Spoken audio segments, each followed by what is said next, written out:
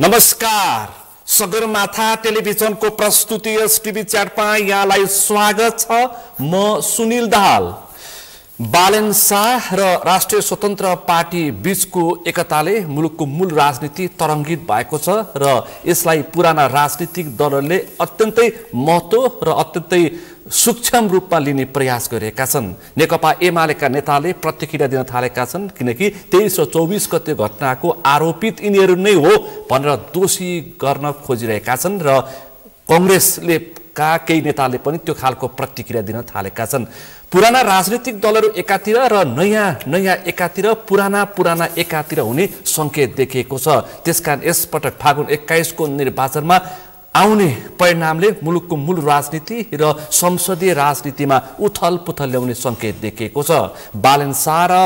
कुलमान घिसिङ अनि रवि लामिछानेको एकताको विषय निकै चर्चाको विषय बनेको थियो, तर यो एकतामा कुलमान छुटेका छन्। तर कुलमान छुटे पनि चुनावी गठबन्धन हुने सम्भावना रहेको स्वतन्त्र पार्टी र बालेन शाह निकट नेताले बताएका छन्। आज हामी विशेष गरी यी विषयमा बढी केन्द्रित रहेर छलफल गर्दैछौँ भने अझै पनि नेकपा एमालेका केही नेताहरू संसद पुनर्स्थापनाको विषयलाई जोडिरहेका छन् र केही नेताहरू अझै पनि निर्वाचनको विषयलाई संशयमा राखिरहेका छन् र अब बालेन शाहले संसदीय निर्वाचनमा हाम फालिसकेपछि काठमाडौँ महानगरपालिकाको नेतृत्वको विषय कानुनी रूपमा के हुन्छ र रवि लामिछाने पनि संसदीय निर्वाचनमा प्रतिस्पर्धा गर्न पाउँछन् कि पाउँदैन, यो पनि यतिखेर टीका टिप्पणी र विश्लेषणको विषय बनेको छ। संविधान संशोधनको विषय पनि, निर्वाचन अघि कि पछि भन्ने विषय पनि यतिखेर बहसको विषय बनेको छ। आज हामी यिनै समसामयिक विषयवस्तुमा केन्द्रित रहेर छलफल गर्दैछौँ। आजको यो छलफलमा मसँग सहभागी हुनुहुन्छ राजनीतिक विश्लेषक, वरिष्ठ अधिवक्ता, प्राध्यापक डाक्टर गान्धी पण्डित।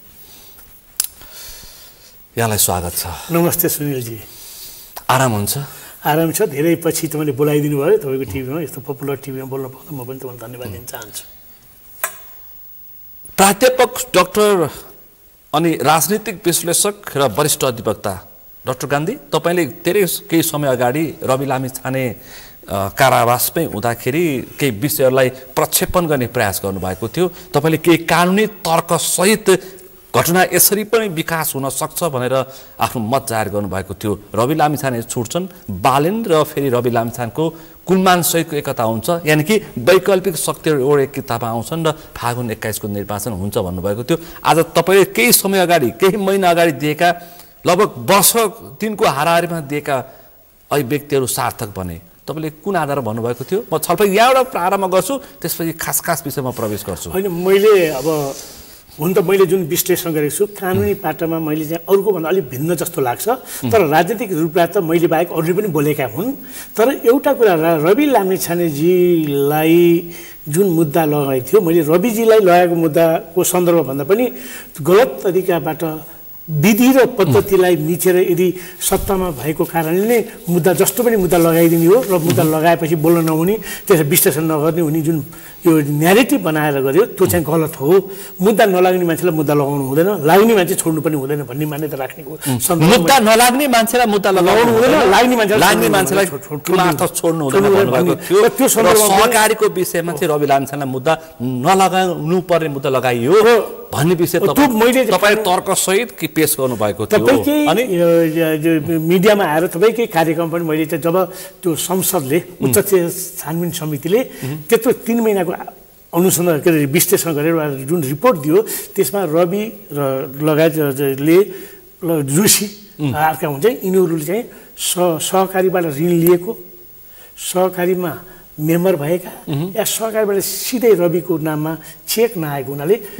सहकारी ठगीमा चाहिँ मुद्दा चल्न सक्ने अवस्था देखिँदैन। तर त्यो बाहेक चाहिँ प्रचलित कानुनअनुसार मुद्दा चल्छ भनेर भनिसकेको सन्दर्भ हेरिसकेपछि र कानुन सबै बुझ्दै जाँदा कानुनलाई पनि मैले टिकेपछि त्यो रिपोर्ट र कानुनलाई हेर्दा रविजीलाई सहकारी ठगीको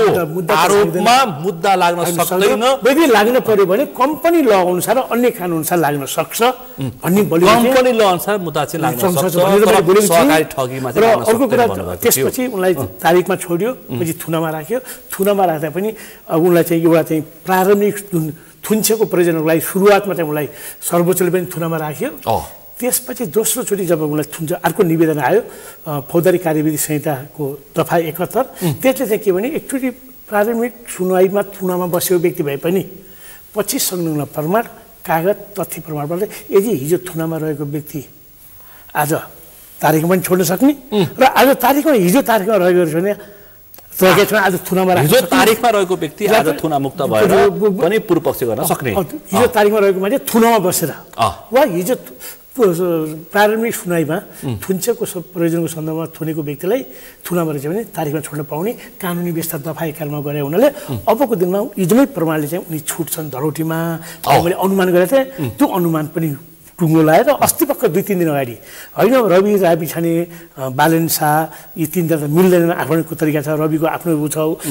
यिनीहरूको स्वभाव मिल्दैन प्रवृत्ति मिल्दैन यिनीहरूको आचरण मिल्दैन र यिनीहरूको दैनिकी र व्यवहार मिल्दैन भन्ने मान्छे मिल्दैन फरक कोणबाट विश्लेषण गरेर नमिल्ने कुरा 24 घण्टाको छलफल पछाडि मिले 7 वटा बुदामा सहमति गरेका छन् त्यति मात्र भनेको थिएन मैले के भने त्यसपछि रवि लामी चुने हुँदाखेरि अब युवा परिवर्तनकामी युवाहरू यो नयाँ पुस्ताहरूलाई चाहिँ मिल्ने अवस्था हुन्छ कि हुँदैन भन्दाखेरि यो गर्ने काम आज रविजी हिजो रवि थुना हुन्थ्यो अब बालन शाह र के अरे कुलमानको दायित्वमा छ अब राजनीतिक अब एक्युमेन देखाउने यिनीहरू हो भन्दाखेरि यिनीहरू पनि देखाउन त सकेनन् नि राजनीतिक क्षमता र एक्युमेनसिप त देखाउन नसकेर पार्टी दर्ता गर्छु भन्ने कुरामा आँट गरेर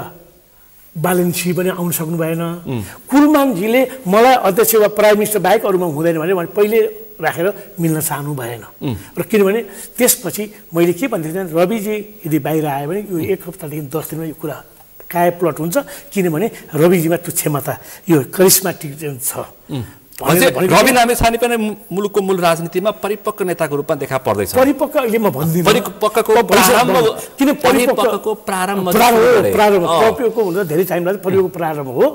तर एउटा कुरा उनी आएपछि के चलायमान हुन्छ भने त्यो पनि भयो रविले बुझ्यो र अस्तिमा त 2-3 रविले घटनाक्रम बुझ्दैछ बुझेको छ अनि तेस्रो चाहिँ मैले के भन्दै थिएँ होइन यिनीहरू मिल्न पनि सक्छ नमिल्न सक्छ यस्तो घटना छ भनेर मलाई मिडियाले प्रश्न सोद्धाखेरि रवि र बालिन र हड्कमा जो कुलमान मिल्ने या नमिल्ने उनको चाहना होइन अहिलेको आवश्यकता हो यदि जेनजीको जुन आन्दोलन भाद्र 23 र 24 को छ जसको उद्देश्य सुशासन पारदर्शिता विधिको शासन र राजनीतिक उत्तरदायित्वको लागि तमाम परिवर्तनको लागि अगाडि बढ्नुपर्छ भन्ने जुन चाहना छ त्यो चाहना र युवा वर्गको आकांक्षा पनि र नागरिक समाजको चाहना पनि के भने यिनीहरू मिलाउनु भनेको थियो त्यसैले उनको आवश्यकता नै एउटा नेसेसिटी उनको चाहना नागरिक समाज जेनजी पुस्ता र युवाको चाहिँ चाहना परिवर्तन अवश्य भावी छ हुनु पनि पर्छ केपीओले पुष्पकमल दाहाल प्रचण्ड र शेरबहादुर देउवाको अनुहारले मुलुक बन्दैन उनीहरू त बन्दैन र रिटायर लिनुपर्छ किन बन्दैन भने यिनीहरूको इरिटेड अनुहारले मुलुक बन्न सक्दैन इरिटेड मात्रै होइन उनीहरू पुराना पुस्ता भयो टेक्नोलोजी अगाडि बढिसक्यो हेर्नुहोस् आज बालेन शाहलाई के कुरा आउनुभएको छ उसले चुनावमा टेस्टेड भएको मान्छे हो नि त उसले के बुझ्यो भने उसले पनि त चुनाव लड्दा कसले बालेनले यति भोट ल्याएर जित्ला तपाईँलाई थाहा थिएन मलाई पनि थाहा थिएन ऊ आएकै थिएन तर उसले युवालाई यसरी मोबिलाइज गरेको छ टेक्नोलोजी यसरी प्रयोग गरेको रहेछ कि ठ्याक्कै गरिदियो र आज उसले जित्यो हिजोको 23 र 24 को जनआन्दोलनमा पनि त टेक्नोलोजीको धेरै प्रयोग भएको रहेछ नि त थाहा भयो नि त भन्दाखेरि अबको निर्वाचन भनेको नयाँ पद्धति नयाँ युवाको नयाँ सोच नयाँ मेकानिजम बनिसकेकोमा त्यो आजभन्दा 40 वर्ष अगाडिको राजनीतिक पद्धतिलाई समातेर कोही अगाडि बढ्न सक्छ न सोच उनीहरूको परिवर्तनकारी छ न उनीहरूको आचरण परिवर्तनकारी छ न उनीहरूको स्वभाव परिवर्तनकारी छ उनीहरू त अब्सोल्युट भनेको त्यही हो नि तर अहिलेसम्मको परिवर्तनमा दिएको योगदानको चाहिँ अहिलेको पुस्ताले सम्मान गर्न सकेन भनेर उनीहरू गुनासो गर्छ होइन सम्मान त दिने कि लिने आज वो सम्मान लिन के हो भने परिवर्तन आवश्यक छ अब हामीले छेकेर छेकिँदैन नदीमा भएको पानीलाई एकछिन छोक्न सकिँदैन सधैँ छेक्न सकिँदैन त्यसले बाँध ल्याउँछ यिनीहरू हिजोसम्म त 23 भाद्र 23-24 भन्दा अगाडि तपाईँकै मिडियामा आएर मैले भने होइन यिनीहरू जनताको चाहना र आकांक्षा बुझेका छैनन् भ्रष्टाचार व्यतीत र कुशासनमा लिप्त छन् आफ्नै व्यक्ति र आफ्नै परिवारका व्यक्तिलाई मात्रै शासनमा र शक्तिमा वरिपरि घुमाउने र राज्य कब्जा गर्ने र पार्टीको चाहिँ शक्ति कब्जा गरेपछि एउटा मान्छे अध्यक्ष जो 2072 देखि नयाँ संविधान आउँदाखेरि जो अध्यक्ष हटाउनै सकेन न केपी शर्मालाई त्यो पार्टीले हटाउन सक्छ न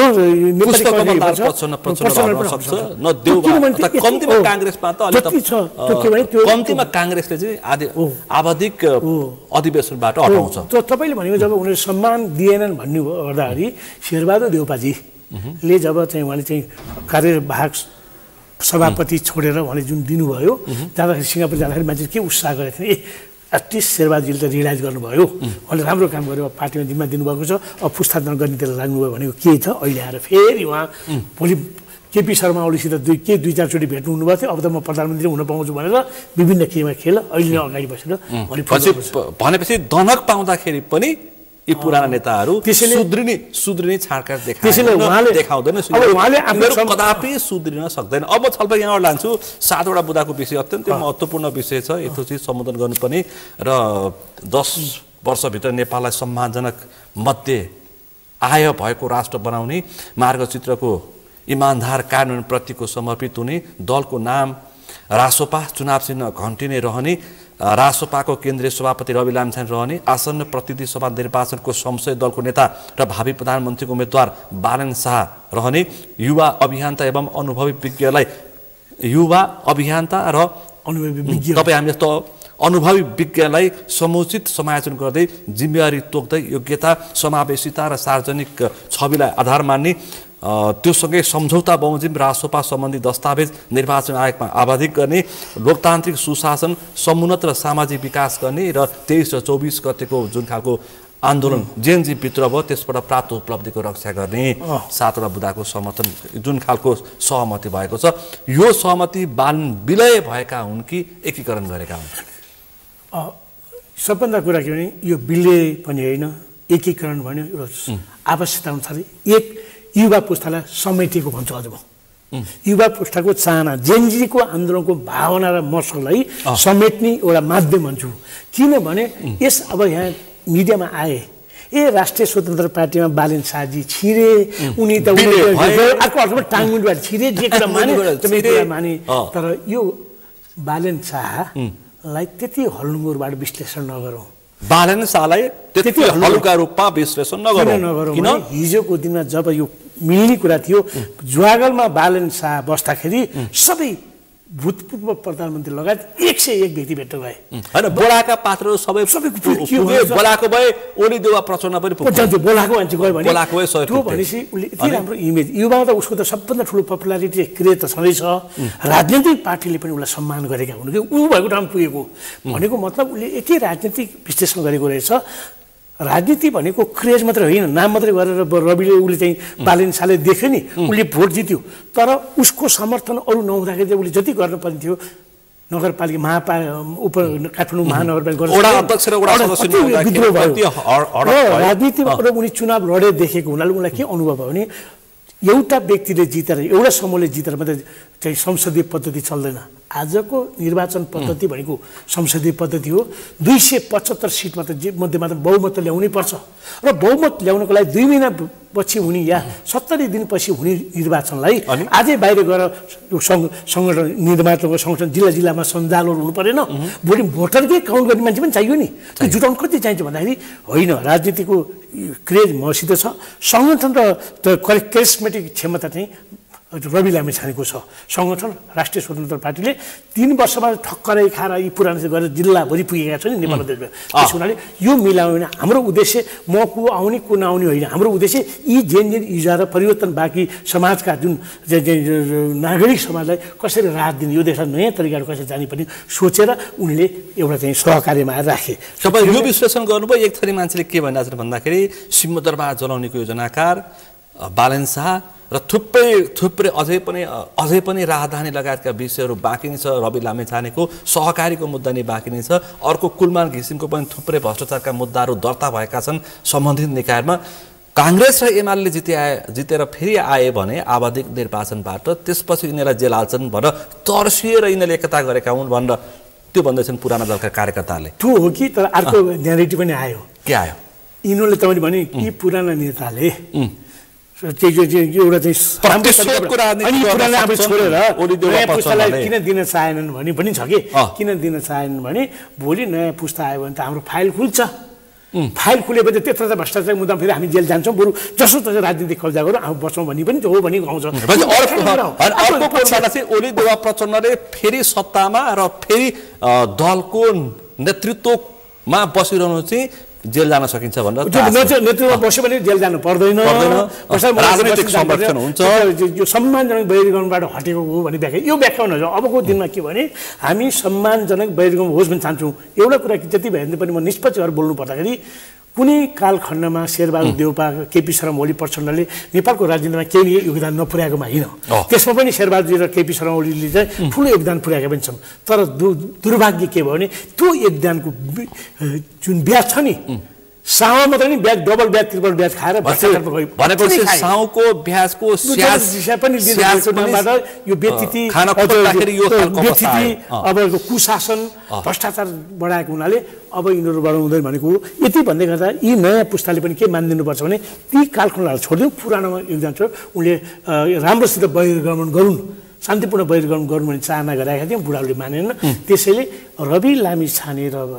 बालेन शाह मिलेको एउटा बुद्धिमत्ता, एउटा किन मिलेको राम्रो छ भने बालेन शाहको क्रेज छ। बालेन शाह यति राम्रो उसको इमेज बनेको छ नेपाल अधिराज्यभरि कि भनी साध्य छैन। तर बालेनसित सङ्गठन त अहिले पनि छैन,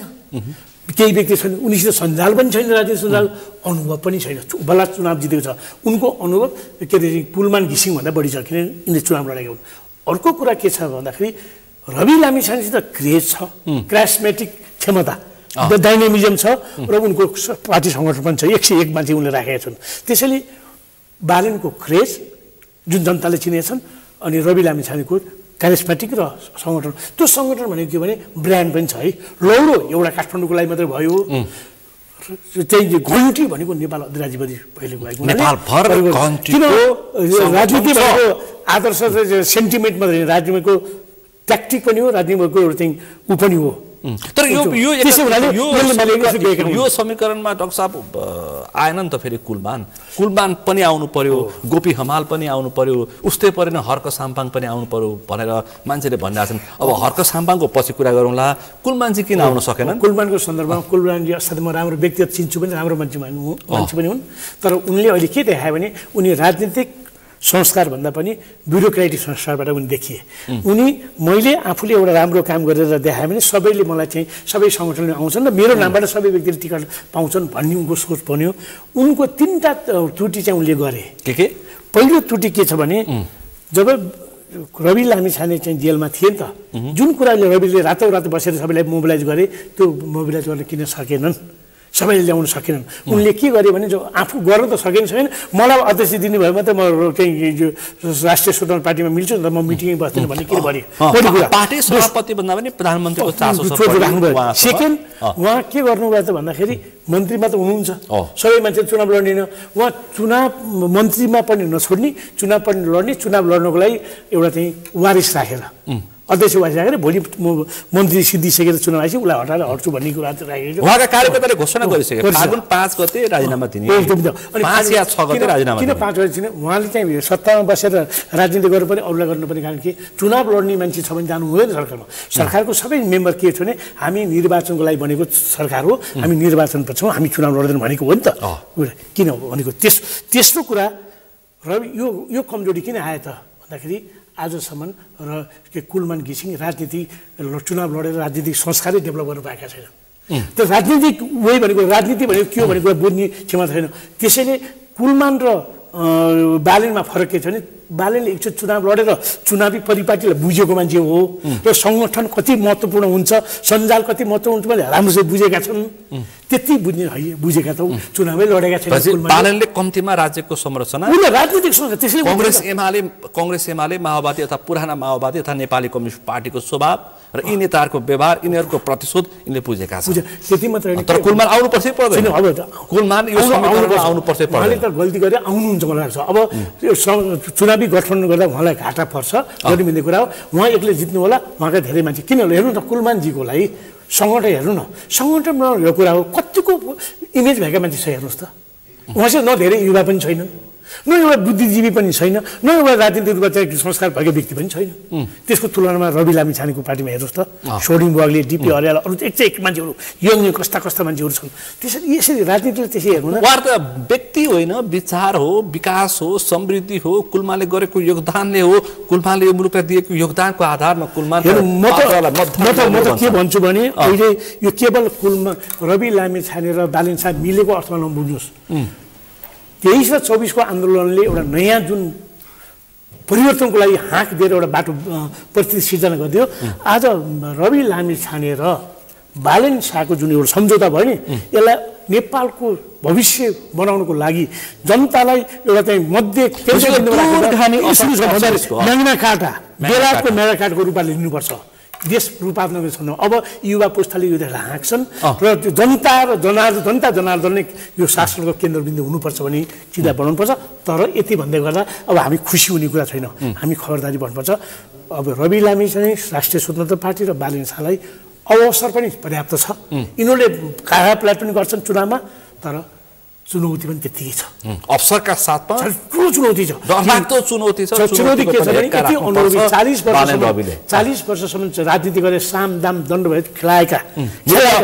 जिल्लामा छन् ती व्यक्तिसित मूल संरचनामा यिनीहरूको हस्तक्षेप हुन्छ। अनि त्यो छ। त्यसमा नि प्रशासन मेकानिजम, स्टेट मेकानिजम पनि अहिले उनीहरूको हातमा त छैन हो। त्यसलाई छिरेर जानलाई चाहिँ चुनौती छ। तर युवाको क्षमता र योग्यता र उनको डाक्टर पण्डित श्रम शक्ति पार्टीका अध्यक्ष हर्क साम्पाङले चाहिँ यो चाहिँ विदेशीको रोड म्यापमा तयार भएको हो भनेर त्यो खालको आज मात्रै बिहान मात्रै 14-15 स्ट्याटस लेखिसके। अब उनी त्यही हो। हर्क साम्पाङले के भन्नुहुन्छ? हर्क साम्पाङले उहाँले यदि यो देशको मूल राजनीति गर्ने हो भने त त्यो होइन त उहाँ अब कार्यकर्ता या एक्टिभिस्टको सोच राखेर बोल्ने होइन। बोल्न त त्यसले मलाई के परेछ भने कडा स्ट्याटस लेख्यो भने हो, अहिलेको समयमा कडा स्ट्याटस लेख्यो भने धेरैले हेर्छन्, गर्छ के कति 2000ले के हेरे कि 20,000ले के 2 लाख हेरेर आनन्दमा त्यो होइन। कहिले पनि यस्ता विश्लेषणहरू तत्कालै कसले मन पराए होइन। त्यो विश्लेषणले के कुरालाई इन्डिकेट गरेको छ, त्यो कुरा बोलेपछि त्यसले भोलि कतिको प्रभाव पार्छ। त्यस मैले आज राम्रो कुरा बोलेँ भने आज कसैले नहेर्ला, 2 महिनापछि मान्छे दोहोऱ्याएर हेर्छन्। त्यसैले राजनीतिमा चाहे चाहिँ उसको हमालजी भनौँ या भनौँ, राजनीतिक रूपबाट आउनुको लागि उहाँले त पहिले नै गरिसक्नु भयो। उहाँले आफ्नै क्षेत्रमा आफ्नै सिस्टम गर्नु, त्यो पनि उहाँको सोचलाई ठिकै होला। अब उहाँ राष्ट्रिय राजनीतिमा एउटा 2टा 4वटा 10वटा सिट जित्ने एउटा कुरा हो। तर राष्ट्रिय राजनीतिमा जसरी बालेन शाह, रवि लामिछाने बढेको छ र अहिले पनि अझै पनि मलाई लाग्छ कुलमान घिसिङलाई आजको दिनमा हेर्नुहोस् तपाईँले धेरै मिडियामा धेरै प्रभाव पर्यो। किन कुलमानजी आएनन् त हो छुटे कुलमान। अनि मैले सम्मान भनेको भने उहाँले प्रधानमन्त्री माग्नलाई के हैसियतले माग्नलाई भन्नुहोस्? क्रिएजको होइन, सम्मान गर्ने भने त्योभन्दा बढी बालेन छ नि त। अहिले कुलमान र चाहिँ बालेनको गऱ्यो भने बालेन माथि छन्, एउटा सिट गयो। सङ्गठनको हिसाबले हेर्नुहोस्, यहाँ त मिलेको छ। सङ्गठन र करिस्माटिक त कसले गर्छ? रविको छ त्यो क्षमता। न उनको क्रेजको हिसाबले पनि उनी अगाडि प्रधानमन्त्री पाउने अवस्था छैन कि बालेनलाई बढी क्रेज हुनु पर्यो। अब करिस्मा र जनजातिको छोरो प्रधानमन्त्री हुने भएपछि जनजातिहरूको सर्लक्क मत आउन सक्छ भइरहेछन्। अहिले पार्टीभित्र आएर प्रधानमन्त्री भनेको त एउटा सहमतिको कुरा हो नि। भोलि तिनले गएर चुनाव जितेर जब कन्भिन्स गर्यो भने त भोलि प्राइम मिनिस्टर पनि लिनु सक्दैन। प्राइम मिनिस्टर अहिले लिने होइन नि, अहिले सह अध्यक्ष भएर उद्देश्य उनीको भागभन्डा हो कि जनताको चाहना हो भने मैले त हिजो भनेको थिएँ कि कुलमान बालेन शाह र रवि लामिछाने बस्दाखेरि को अध्यक्ष को महासचिव बस्ने भनेर कुरा गर्ने होइन। पहिला के भने हिजोको सत्तासित लड्नलाई यो नयाँ परिवर्तनलाई सही तरिकाले लानलाई कसरी मिल्ने पहिलो कुरा हो। मिलिसकेपछि कसले कुन जिम्मेवारी लिने सेकेन्डरी गौरव कुरा हो भनेकोमा अहिले के अरे हाम्रो कुलमानजीको लागि गौरव चाहिँ सङ्गठन र परिवर्तन प्रमुख चाहिँ के अरे म अध्यक्ष हुन पाउने नपाउने म प्रधानमन्त्री हुन पाउने कि नपाउने त्यो त जनताले बुझेछन्। उहाँले गल्ती नै गरेको अनि यसो गरेको गल्ती गरेको पनि होइन। बालेन शाह र कुलमाले 50-50 50-50 प्रतिशतले प्रधानमन्त्रीको नेतृत्व गरेको भए त्यो सहमति गरेको भए सुन्नुस्, यदि बालेन शाहसित त्यो पनि त्यो चुनाव लडेर राजनीतिक संस्कार नभएको भए भन्नुहोस् आजको दिनमा रविसित होइन बालेन शाह गएर कुलमानसित मिल्थ्यो। दुवै यो सेन्टिमेन्टमा काम गर्ने हो नि सङ्गठन हो। किन गएको एउटा एकछिनहरू बालेनलाई कुलमानसित पनि जाने एकदम नजिक मौका थियो। बालेन र रवि लामिछानेसित पनि लाने क्षमता थियो। उसले त तपाईँको जुन अहिले गरेको मिडियामा आएको ऊ सुपरफिसियल एनालाइसिस हिसाबले त जानुपर्छ नि बालेनसँग घोडा ठुक्क उब्रेर गयो हो त्यो एकदमै चिज छोड्यो भनेर व्याख्या गरेर जान्थ्यो होला नि के थियो भने यही चुनावले गर्दाखेरि उसमा राजनीतिक संस्कार डेभलप भएको रहेछ त्यो राजनीतिक संस्कार चाहिँ कुलमानलाई नभएर नगरे हो त्यसैले संस्कार पनि इम्पोर्टेन्ट अन्त फागुन 21 को निर्वाचन वरिपरि कुलमान पनि चुनावी गठबन्धनमा आउनुपर्छ यदि उनले राजनीति गर्ने ढङ्ग छ र उनले राजनीति अगाडि बढ्ने हो भने उनी बिना शर्त आउनुपर्छ अब अर्को विषय आउनुपर्छ उनलाई झुक्क बनाए होइन आएर हुन्छ म बोलाउला प्राइम मिनिस्टर पनि भोलि भन्नुपर्ने बोल्नुहोस् न अहिलेको युवा पुस्ताको माग वैकल्पहरू एउटा अवस्थामा आउनुपर्छ भन्दा उनीहरूको प्रधानमन्त्री हुन्छ को अध्यक्ष मतलब छैन यी तीनटा बसेर चुनाव गरेर यो समूह आउँ भोलि किन हाम्रो बालनको रविको एकता र जुन खालको एउटा सम्झौता भयो जे पुस्ताले त उत्साहित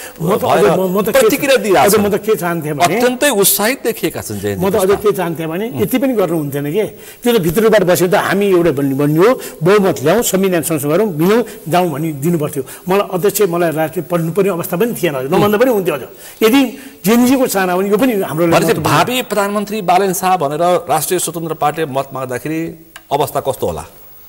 भावी प्रधानमन्त्री बालेन शाह भनेर राष्ट्रिय स्वतन्त्र पार्टीले प्रधानमन्त्री नै घोषणा गरेर जाँदाखेरि जस्तो गरिसके भारतमा पनि त्यस्तै खालको एउटा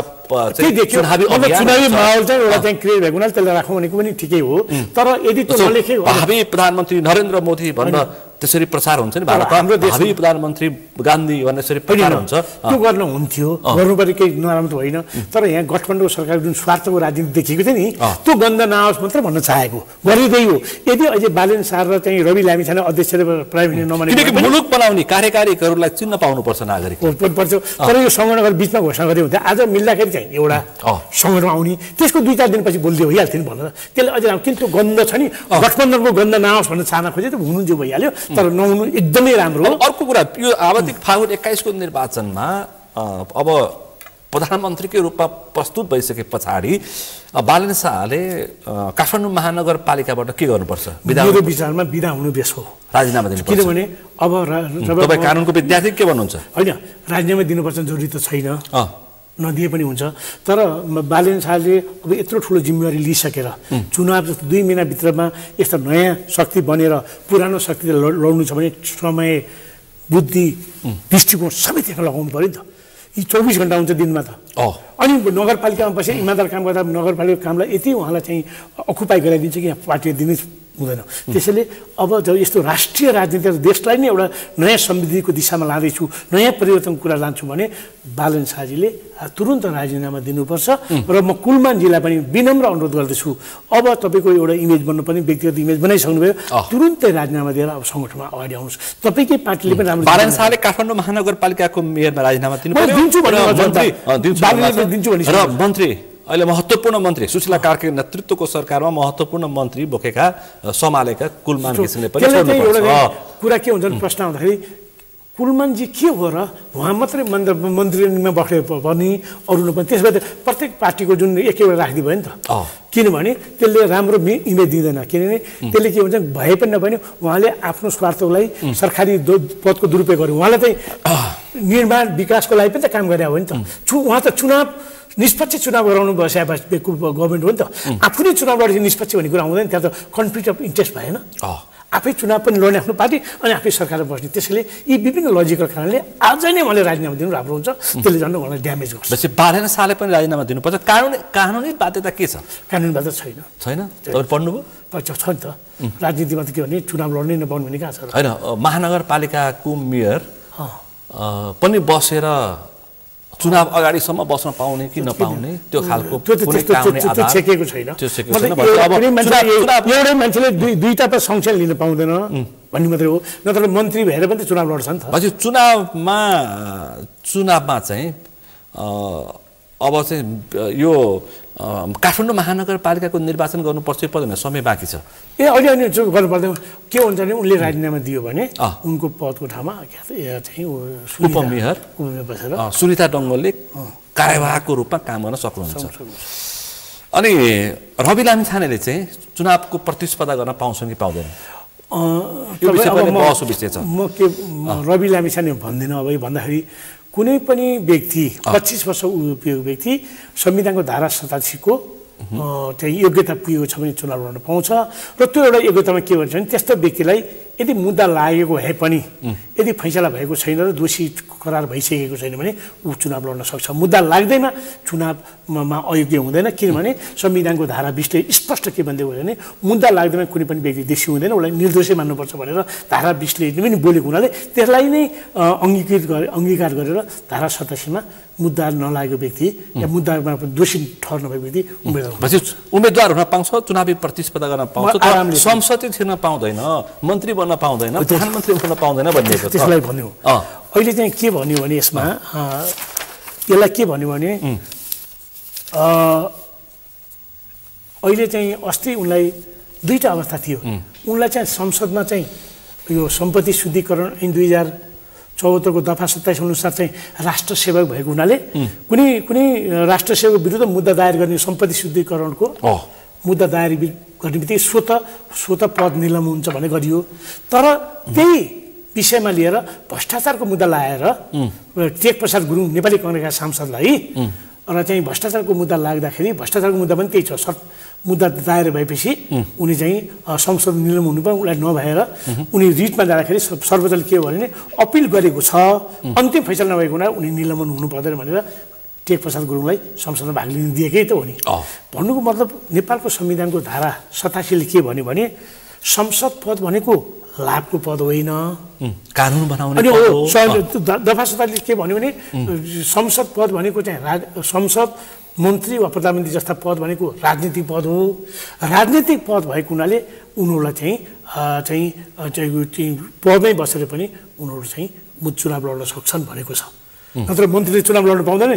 यदि कुनै पनि व्यक्ति लाभमा पदमा बसेको व्यक्तिले चुनाव लड्न पाउँदैन लाभमा पर्यो लाभ भनेको नेपाल सरकारबाट तलब भत्ता लिएर सेवा सुविधा र सुरक्षा मान्छेले चुनाव लड्न पाउँदैन भने दफा 27 भन्छ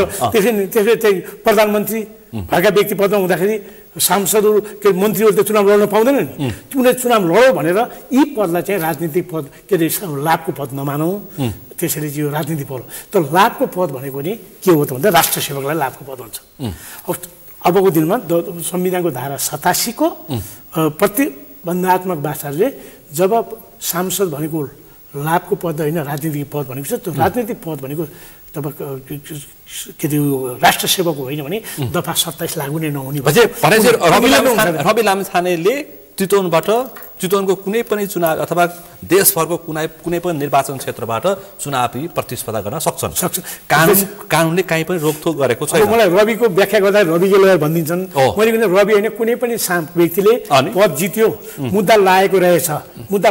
फौजदारी मुद्दा लागेको रहेछ फैसला गरी भएर दोषी भइसकेको रहेछ भने सांसदबाट चुनाव लड्न सक्यो र त्यो सांसदबाट चुनाव लडिसकेको रहेछ भने त्यो व्यक्तिलाई यदि सम्पत्ति शुद्धिकरणको मुद्दा पनि लगाएको रहेछ भने ऊ निलम्बनमा पर्दैन तपाईँ निलम्बन पर्दैन किनभने त्यस्तो सांसद भनेको लाभको पद होइन राजनीतिक पद हो त्यो संविधानले भनेको यो पनि आम मान्छेको चासो र सामाजिक सञ्जालमा बहसको विषय बनेको हुनाले तपाईँ एउटा वरिष्ठ कानुनविदको कारणले स्पष्ट पार्नुपर्छ अब यहाँ बालेन्द्र रविको एकता अथवा जुन खालको 7 बुँदे सहमतिसँगै एमालेका महासचिव शङ्कर पोखरेलले भने कि 23 र 24 गतेका योजनाकारहरू एक भए भने यो के भन्न खोजेको भने यसको घुमाउरो पाराले अनि हामी नै ठिक छौँ हामीले जे गरेका छौँ हामीले संविधान पारेका छौँ संविधानमा 2/3 को नजिकको बहुमत ल्याएर हामीले जे पनि निर्णय गरेका छौँ हामीले नियुक्ति गरेको पनि ठिक छ हामीले आफ्नो व्यक्तिगत जागिर खुवाएको पनि छ संसद बेचेको पनि ठिक छ राज्यको पद बेचेको ठिक छ यी गलत हुन् र कुनै पनि आन्दोलन भनेको पैसाले बाहिर विदेशी तत्त्वले गरेको आन्दोलन भनेर एकातिर पुरानै सत्तालाई राख्न खोज्ने अर्कोतिर आफ्ना कमजोरी व्यथिति भ्रष्टाचार गरेका कुरालाई चाहिँ इन्कार गरेर सत्तामै लिप्त हुने जुन चाहनाबाट बोलेको हो त्यसै हुनाले यदि जनता यो भनेको के भने यिनीहरूले अझै पनि जनताको चाहना जनार्दनको चाहना आकांक्षा र युवाको चाहिँ आकांक्षालाई बुझ्न सकेका रहेनछन् विदेशी तत्त्वले परिवर्तन गराउनु पर्ने चाहेको भए यो एउटा मान्छेले भटाइदिन्थ्यो यो सत्य नै लिइदिन्छ होला विदेशीले गर्दैन जबसम्म जनता जनार्दन र युवाको कुनै आन्दोलनमा संलग्नता हुँदैन कुनै पनि आन्दोलनले चाहिँ अन्तिम सफलता पाउनु पर्दैन सफलता पाउने थियो भने त दुर्गा प्रसादले पनि धेरै ल्याएको 40-50,000 60,000 मान्छे ल्याएकै थियो नि त खै त परिवर्तन आउन सकेन उल्टो मुद्दा लाग्यो त्यसैले परिवर्तन आन्दोलन भनेको जनआकांक्षाको समर्थन युवाको चाहना र परिस्थिति अगाडि बढेपछि हुने भएको हुनाले हो त्यो बेलामा विदेशी तत्त्व पनि छिरे होलान् अनावश्यक गरेर त्यो आफ्नो पाटो छ त्यति छिर्यो भन्दैमा हामी ठिक छौँ भनेर यो जनतालाई झुक्याउन खोजेको यो गलत छैन यिनीहरू यस्तो सोच राख्यो भने भोलिको दिनमा यिनीहरू यी मान्छे पखालिन्छ र उनले के पनि भने भन्दाखेरि अब जसरी रवि र बालेन मिलिसके पछाडि पुराना राजनीतिक दलहरू पनि अब मिल्नुपर्छ अब पुरानाहरूले पनि गम्भीरताका साथ सोच्नुपर्छ परिस्थिति अर्कोतिर जाँदैछ गम्भीर खालको योजना र डिजाइन भइरहेछ र अब यो मुलुक ध्वंस हुन्छ भनेर फेरि पोखरेलले भनिरहेछ पोखरेलले पनि स्ट्याटस लेखिरहेछन् होइन देश मिलाउनको लागि देशलाई रूपान्तरण गर्नको लागि मिलाउन कस्तो गाह्रो भयो हेर्नुहोस् त आज बालेन शाह हर्क साम्पान सबैले मिलाउनु कति गाह्रो भन्नुहोस् त यो केही चिज हो भ्रष्टाचार गर्न अनि के गाह्रै रहन्छ नि शेरबहादुर र केपी शर्मा त रातारात मिल्या होइन अझै पनि मिलेको होइन अहिले पनि राख्नुपर्छ अहिले पनि मिल्ने प्रयास गरिरहेको होइन भनेको दुई चार मिलेर भागभन्ड ल्याएछन् भन्नुपर्छ देश बिगार्न दिनलाई मिल्न त थाहा छैन खानलाई मिल्छन् तर कति गाह्रो छ गलत काम गर्न मिल्न सजिलो रहेछ राम्रो काम मिल्न त कति गाह्रो हुँदो रहेछ नि त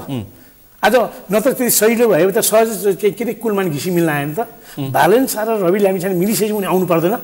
उनी किन पछाडि पर्नु पर्यो भन्दाखेरि कुलमान त अझै सहज छ बालेन शाहको विषय भन्दा पनि कुलमालाई सहज थियो अझै आउनु तर कुलमान आएन भन्दाखेरि उनले यो भनेको राजनीतिक सोचको कमी भन्छु बरु डाक्टर बाबुराव भट्टराई म आउँछु भन्दैछन् सकिने होइन जनार्दन शर्माहरू म आउँछु भनिरहेछन् त्यो त आखिरमा त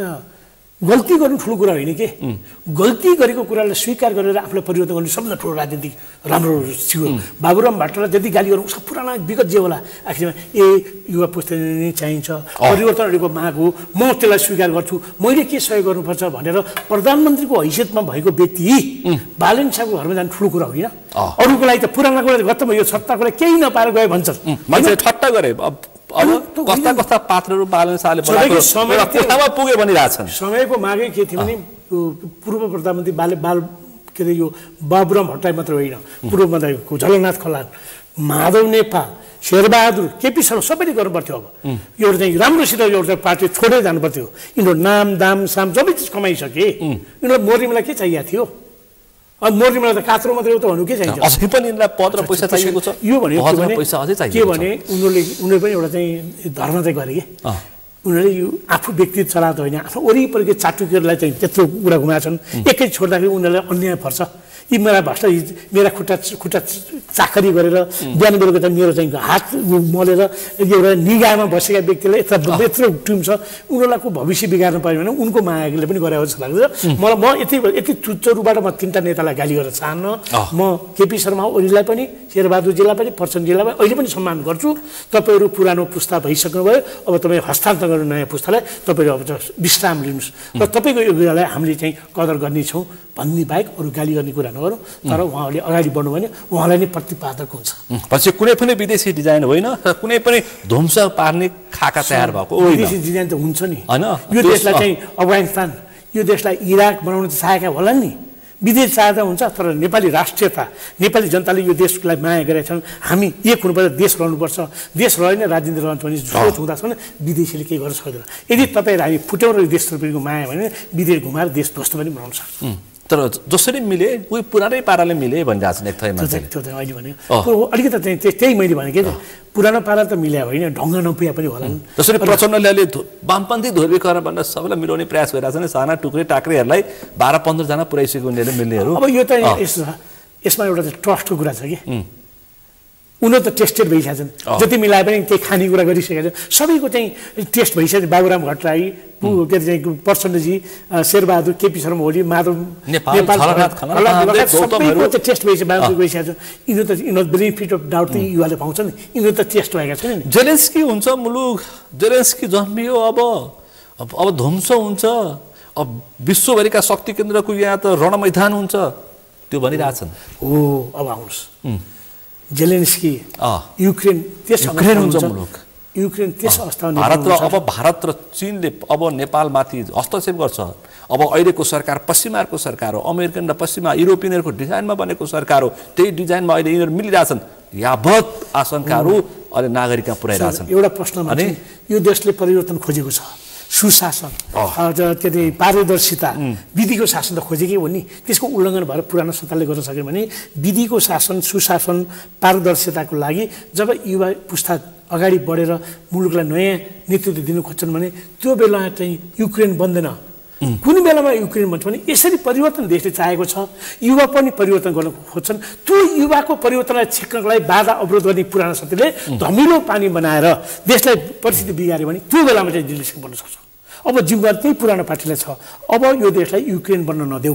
परिवर्तन आजको आवश्यकता हो र त्यो परिवर्तनको चाहिँ प्रतिनिधित्व तिमीहरू गर्न सक्दैनौ तिमीहरू पुरानो पुस्ता भइसक्यो तिमीले गलत गरिसक्यौ अब नयाँ पुस्ता तिम्रै पार्टीमा पनि नयाँ पुस्ताले देऊ यी आउनुपर्छ भने नेपाली कङ्ग्रेस झिल्केहरूको संगठन भनिरहेको छ हामी प्रजातन्त्र भनेको त प्रतिस्पर्धा हो नि त केपी भोलि प्रचण्ड के अरे बालन शाह र रवि लामिछानेले पनि चाहिँ चुनावबाट राम्रो बहुमत ल्यायो भने प्रतिपछि युवा अर्को भएन भने त भोलि यिनीहरू हिटलर पनि बन्न सक्छ नि प्रजातन्त्रको एउटा कमजोरी के छ भने हिटलरले पनि अत्याधिक बहुमत ल्याएर तानाशाही व्यवस्था ल्याएका हुन् नि त्यसैले यी युवा पुस्ता मिलाएको हामी खुसी मान्छौँ र गर्नुपर्छ यति भन्दै गर्दा म के पनि भन्न चाहन्छु भने अब नेपाली कङ्ग्रेस एमाले र माओवादीमा पनि युवा पुस्तालाई हस्तान्तरण गर भोलि युवाको लागि हुने प्रतिपक्ष पनि युवा आओस् के म त्यही प्रश्न सोध्छु कङ्ग्रेस एमाले नेपाली कम्युनिस्ट पार्टीका नेताले के भन्छन् भन्दाखेरि भाइरल नेतृत्वबाट मुलुक चल्दैन भन्छन् भाइरल नेतृत्वबाट मुलुक चल्दैन भन्छन् भाइरल भन्ने चाहिँ कुन अर्थमा व्याख्या गर्यो सस्तो प्रचार मेरो दृष्टिकोणले भाइरल भनेको चाहिँ कुनै घटना या कुनै सूचना अहिले भयो भने तुरन्त नेपाल अधिराज्यभरि मोबाइलबाट जानेलाई चाहिँ भाइरल भन्नु खोजेको नि त त्यसैले भाइरलको अर्थ अब भाइरल नेतृत्व होइन भाइरल चुनाव पनि हुन्छ अबको जिल्लाको चुनाव हिजो जस्तो प्रचार बाँडेर हिँड्नेवाला छैन माइक बोलेर मोटरमा हिँडेको जित्नेवाला छैन अब त भनेको मिडिया टेलिफोन हेर्नु न अब पुरा गाउँघरमा किनभने एउटा धेरै 60-70 लाख मान्छेहरू विदेशमा गएका छन् के रोजगारी हो उनीहरूलाई के गर्छ भने हेर हामी यो देशमा आफ्नै देशमा रोजगारी हुन नसकेर आफ्नै देशमा आर्थिक प्रगति हुन सकेन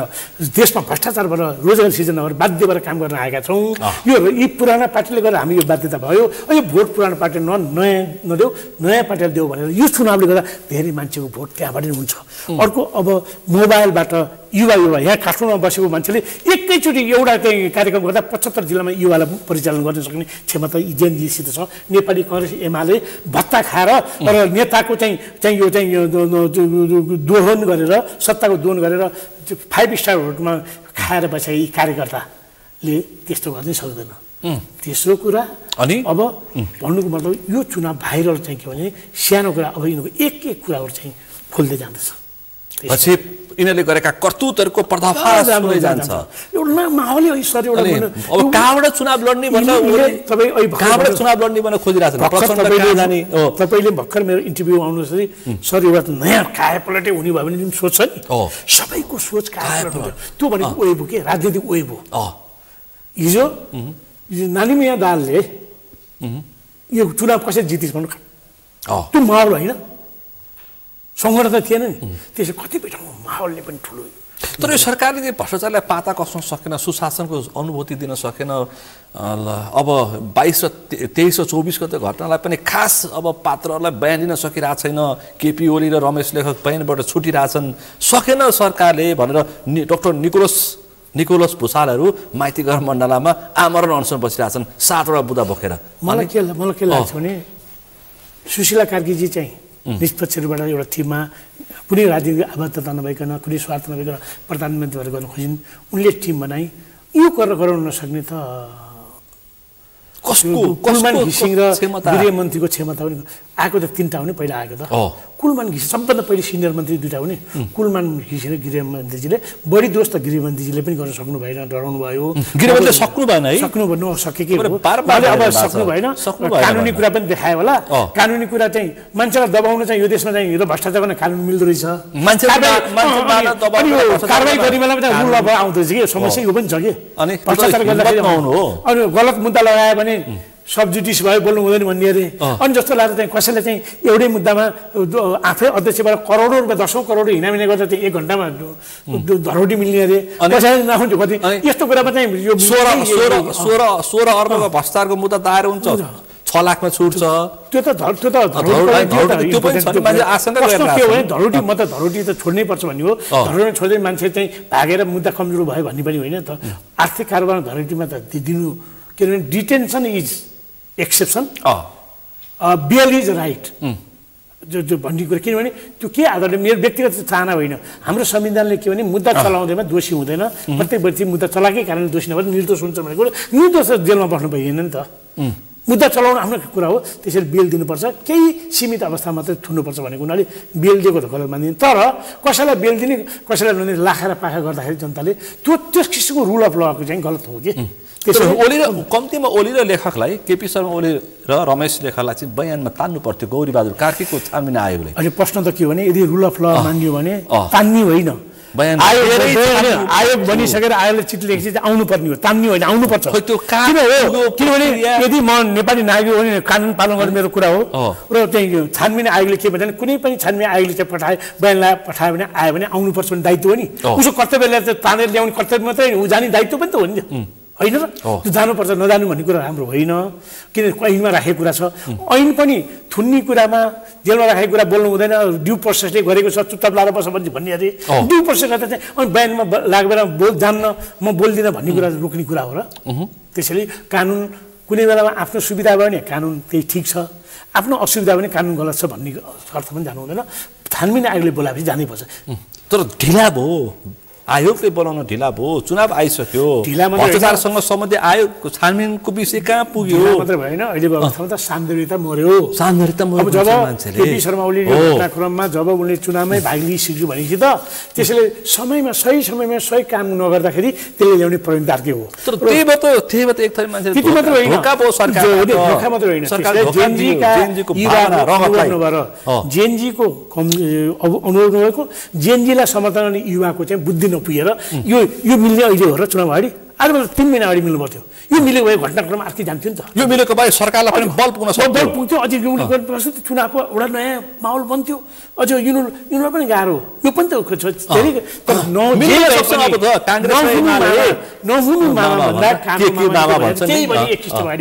यसलाई पोजिटिभबाट लिउँ, यसलाई हामी खबरदारी पनि गरौँ। यिनीहरू पनि देवत्व प्राप्त गरेको भगवान् त होइन, रवि लामिछाने के बालेन शाह आयो भन्दा उनले जे गर्ने ठिक छ भन्ने हो र होइन? उनीहरू पनि मानव, उनीहरू पनि गल्ती गर्न सक्छ। मिडियाले खबरदारी गर्ने, त्यो खबरदारी पोजिटिभको लागि, राम्रो सुधारको लागि, धमिलो पानी बनाउनुको लागि होइन, गलत सन्देश प्रवाह गर्नुको लागि सही तरह सही दिशामा जानेको लागि हामी खबरदारी गर्नुपर्छ। अब संविधान संशोधन कहिले त, चुनाव अगाडि कि पछाडि? त्यो त देखियो। अब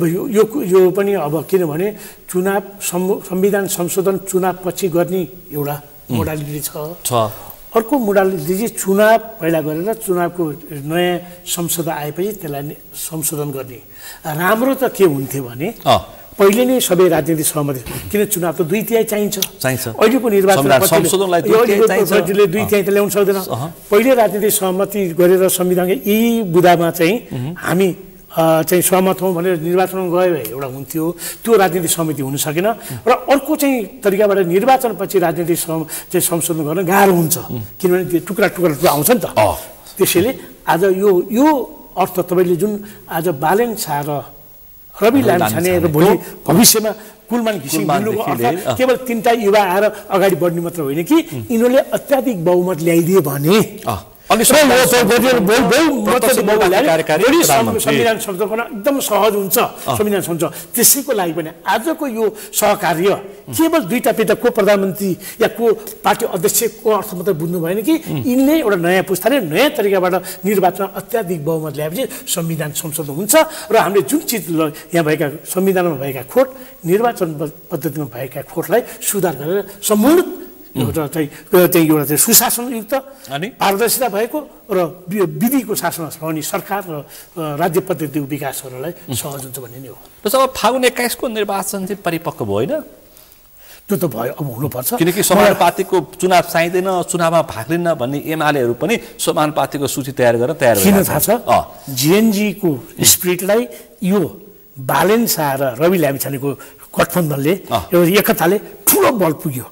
अब जेएनजीले चाहिँ हामी निर्वाचन गर्छ हिजो त जेएनजी पनि कन्फ्युज थियो नि त अब जेएनजी एक भाषामा के गरेन होला जेएनजीले पनि यसलाई समर्थन गर्ने भयो र पहिलो नै छ हेर्नुहोस् नव युवाको भ्रष्टाचार कुसान विद्युतको आन्दोलनलाई अपनाउन दिने ओनरसिप लिने भने चाहिँ जेएनजीको भावना र उनको चाहनालाई अपनाउन दिनु भएपछि यो गठबन्धन त जेएनजीकै प्रतिनिधित्व गर्ने रहेछ अब जेएनजीले चाह्यो भने इलेक्सनलाई रोक्न सक्दैन र हिजो केपी शर्मा ओली शेरबहादुर देउपा र प्रचण्डजीको मिटिङमा र शेरबहादुरजीले एउटा चाहिँ स्पष्ट रूपबाट नै हामी निर्वाचन जानैपर्छ भने जुन बोलिदिनु भयो त्यसले अब शान्ति सुरक्षाको ग्यारेन्टीको हामीलाई महसुस भयो भने हामी निर्वाचनमा अब शान्ति सुरक्षा सरकारले पनि दिने होइन यो किसिमको गठबन्धन भन्यो भने अब रवि लामे छाने स्वर्ण के चाहिँ बालेन शाह हरकमान गुरु आयो भने अब युवाले त उनीहरू आन्दोलन गर्न सक्छ भने शान्ति पनि त राख्न सक्ने क्षमता छ नि तिनीहरू त्यो शान्ति पनि हुन्छ अशान्ति पनि हुन्छ शान्ति पनि हुन्छ भनेपछि अब केही न केही यो मुलुकमा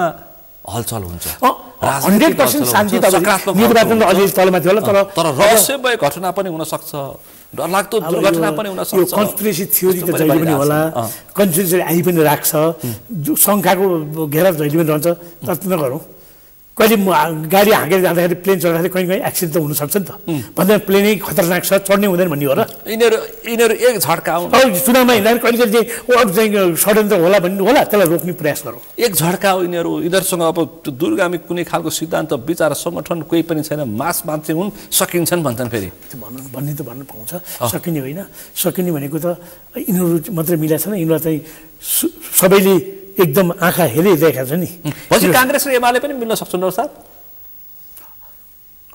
यदि युवा गरे पनि मिल्दैनन् मिल्नु पनि हुँदैन तर मिल्ने कुरा गरिरहेछ नि मिल्ने भए त त्यो त मिल्नु त्यसको सकारात्मक परिणाम आउँछ कि त्यसको नकारात्मक परिणाम आउँछ कतिले के भन्छन् अब मेम्बरसिपै मिलाउने पनि भन्ने सुन्छु कि नेपाली काङ्ग्रेसलाई एमालेलाई नै एउटै सदस्य दिने पनि भन्ने आशा हुनु पनि सक्छ त्यो यदि नत्र त यदि ब्याकफायर हुन सक्दैन काङ्ग्रेसीहरूलाई राजनीतिमा एउटा सिद्धान्त हुन्छ दृष्टिकोण एउटा लक्ष्य र सिद्धान्त हुन्छ है अब बालन शाह र रवि लामीछानेको लक्ष्य र सिद्धान्त के भयो प्रजातान्त्रिक पद्धतिमा समाहित हुँदै सुशासन पारदर्शिता विधि शासन र राजनीतिक उत्तरदायित्वलाई स्थापित गर्ने र हिजोको पछिले गरेन भने त्यसमा दाग लागेको छ अब नयाँ पक्षको के छ अब नेपाली काङ्ग्रेसको लक्ष्य आदर्श के माओ कम्युनिस्टको के छ एमाले र नेपाली काङ्ग्रेसको त एउटै सिद्धान्त मिल्दैन नि त हो केही न केही फरक छ भन्दाखेरि मिल्नुपर्ने आधार के त्यो मिल्ने भनेको राजनीतिक स्वार्थमा केही होइन कि त उनीहरूले भन्नुभयो हामीले हिजो गल्ती गऱ्यौँ अब हामी पारदर्शिताको लागि गर्छौँ हामीलाई त्यो दिदैनौँ सुशासनमा जान्छु गर्नु भने त उनीहरूले नयाँ पुस्ताले किन दिन नसके त उनीहरू त अझै पनि भदौ 22 गते सोचिरहेछन् कहाँ 23 र 24 गते सोच्न